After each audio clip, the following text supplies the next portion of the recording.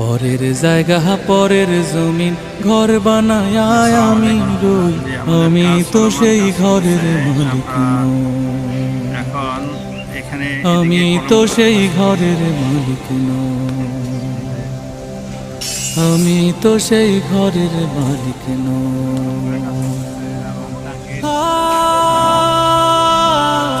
টাঙ্কির ঢালাই এক সাইডে ঢালাইগুলো গেছে।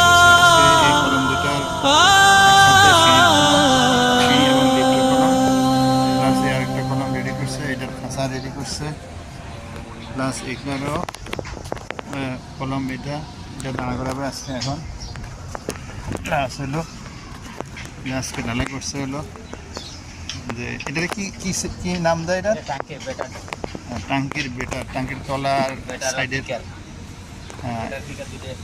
ব্যাটার টিকার, এই দুইটা একসাথে করে এটা ঢালাই দিচ্ছে।